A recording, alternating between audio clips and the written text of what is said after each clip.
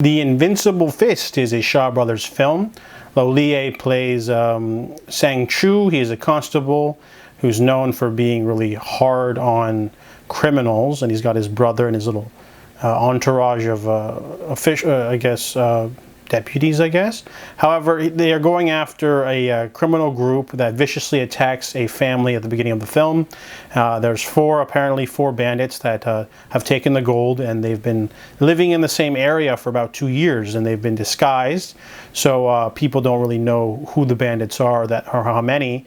So basically it's essentially about Sang Chu and his brother and trying to find out who is hanging around the area and where they are. And then, so the first half of this movie is basically the, people walking around pretending to not be who they are, and then, basically trying to find out who the bandits are.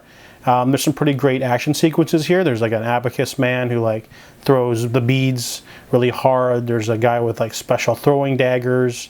The movie's pretty good for the first part, and then we find out that there's this older man who's like the ringleader of the criminals. However, he's got a blind daughter who he leaves alone a lot, and the movie sort of shifts into a melodrama because Sang Chu gets injured and he hangs out at that place, and he gets like, he gets medicine, and he stays there. The movie really slows down in the third act, and then finally the bandit leader shows up, and they have this sort of confrontation that's kind of lame, and sort of weird love triangle sort of forms between this blind woman, a stranger she just met, and her father, whom she doesn't know is a criminal mastermind.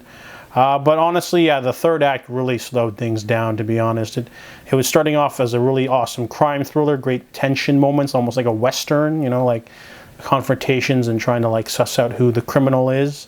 A lot of, tension in that regard. But the last third of the movie was really So I give The Invincible Fist a 5 out of 10.